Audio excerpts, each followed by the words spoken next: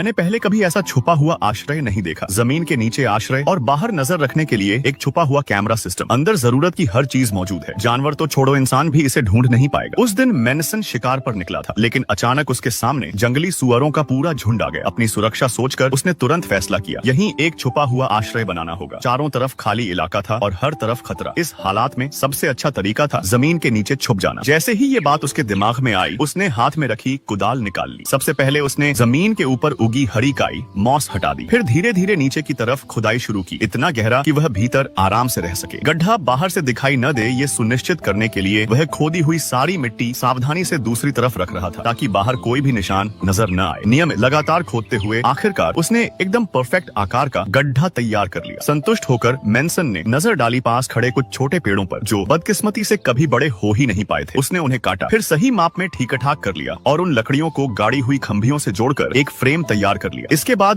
बस लकड़ी की लाठियां एक एक करके सजानी थी और देखते ही देखते एक सिंगल बेड तैयार हो गया। जगह बहुत बड़ी नहीं थी, लेकिन अस्थायी आश्रय के लिए पूरी तरह काफी। इसके बाद वह और लकड़ी लेकर आया, क्योंकि अब बारी थी आश्रय की छत बनाने की। जंगल में जीवित रहने के लिए सबसे जरूरी होता है चारों तरफ के माहौल पर नजर रखना। इसी सोच से उसने पहले से ही पेरिस्कोप लगाने की जगह छोड़ दी थी। मैनसन की तरकीब भी कमाल थी। नीचे एक लकड़ी गाड़कर ऊपर वाले सिरे को चाकू से थोड़ा नुकीला किया, फिर साइड में छोटा हैंडल लगाकर दोनों हिस्सों को जोड़ते ही पूरा पेरिस्कोप स्मूथली घूमने लगा। बाकी पूरे हिस्से को उसने पहले की तरह लकड़ी से ढक दिया। अंत में एक छोटा दरवाजा बनाकर प्रवेश द्वार पर ठीक से फिट कर दिया। इसी तरह छत की बेसिक संरचना पूरी हो गई। जब यह मजबूत लोड बेयरिंग लेयर तैयार हो गई, तो मैनसन ने ऊपर एक तरह का वाटरप्रूफ कवर लगा दिया। ठीक उसी समय काम आया पहले इकट्ठा किया हुआ काई मॉस, जो न सिर्फ छुपाने में मदद करता है, बल्कि स्वाभाविक रूप से एक बेहतरीन थर्मल इंसुलेशन लेयर भी बन जाता है। उसके धैर्य और सटीक सजावट की वजह से पूरा इलाका इस तरह ढक गया। ऊपर खड़े होकर भी कोई समझ नहीं पाएगा कि जमीन के नीचे एक घर छुपा है। और पेरिस्कोप को भी तो छद्मवेश देना था। इस बार मैनसन अपने साथ एक कस्टम कैमरा लाया था। यह छोटा कैमरा आंधी तूफान ठंड बारिश सब सह सकता है और एक बार चार्ज करने पर कई दिनों तक चलता है। सब तैयार होने के बाद मैनसन खुशी से अपना सामान लेकर अंदर उतर गया। अंदर की जगह काफी बड़ी थी, आसानी से आग जलाकर खाना बनाया जा सकता था। धुआं ठीक से बाहर न निकलने के कारण अंदर जल्दी गर्म हो गया। अच्छी बात यह कि उसे इन सब बातों की परवाह ज्यादा नहीं थी। स्टेक पकने का इंतजार करते हुए उसने कुछ साइड डिश काट कर रेडी कर ली। सब मिलाकर खाना एकदम राजसी बन गया। सोने से पहले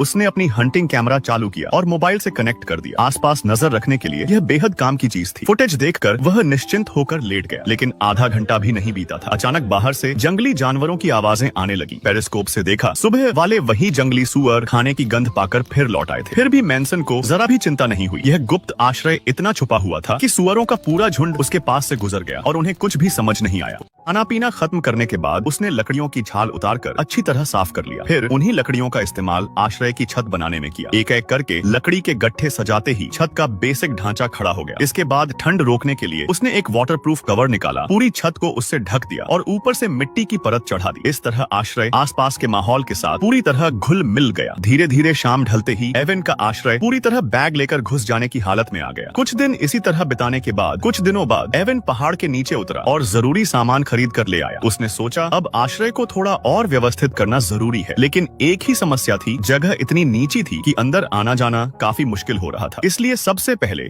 उसने प्रवेश वाली सुरंग को और थोड़ा गहरा करने का फैसला किया। यह काम पूरा होते ही एवन ने नया खरीदा हुआ आरी निकाला। अब बारी थी दरवाजे का फ्रेम बनाने की। तेज दांतों वाली आरी ने लकड़ी के गट्ठों को छोटे छोटे टुकड़ों में काट दिया। इसके बाद उसने इकट्ठा की हुई लकड़ी की तख्तियों को सही माप में काटा और लोहे की कीलों से मजबूती से जोड़ दिया। थोड़ी ही देर में एक साधारण लेकिन मजबूत दरवाजा तैयार हो गया। अब बाकी था सिर्फ सोने के लिए एक बिस्तर बनाना। एवन ने जल्दी से कुछ लकड़ी के खंभे तैयार किए, फिर आसपास मौजूद एक बड़ा पूरी तरह परिपक्व पेड़ चुन लिया। सही माप में काटने के बाद सबसे पहले उसने लकड़ी के खंभों को जमीन में गाड़ दिया, ताकि वे हिलेंड डुलेंड नहीं। यही बन गया बिस्तर का मजबूत बेस। इसके बाद बिस्तर की ऊपरी सतह के लिए उसने थोड़ी पतली लकड़ी के लट्ठे सीधे ऊपर सजाकर रख दिए। इस तरह तैयार हो गया एक लकड़ी का बिस्तर। जरूरी काम पूरे होते ही एवन का आश्रय अब रहने के लिए पूरी तरह तैयार था। नया घर तैयार होने की खुशी में एवन ने जरा भी देर नहीं की। उसने निकाल लिए अपने संभाल कर रखे ताजे मांस के 2 टुकड़े। हल्का सा मसाला छिड़क कर उन्हें सीधे चूल्हे के अंदर धीमी आंच पर सेंकने रख दिया। मांस पकते पकते उसने कुछ सब्जियां भी काट ली, क्योंकि अच्छा खाने के लिए मांसाहार और शाकाहार दोनों का साथ होना जरूरी है। कुछ ही देर में मांस भी पूरी तरह तैयार हो गया। भले ही थोड़ा इधर उधर पक गया हो, लेकिन स्वाद में कोई कमी नहीं थी। एक और सब्जी, एक और मांस, ऐसा खाना भला एक ही प्लेट में कैसे खत्म हो? बताओ तो सही, क्या ये जिंदगी एकदम जबरदस्त नहीं है?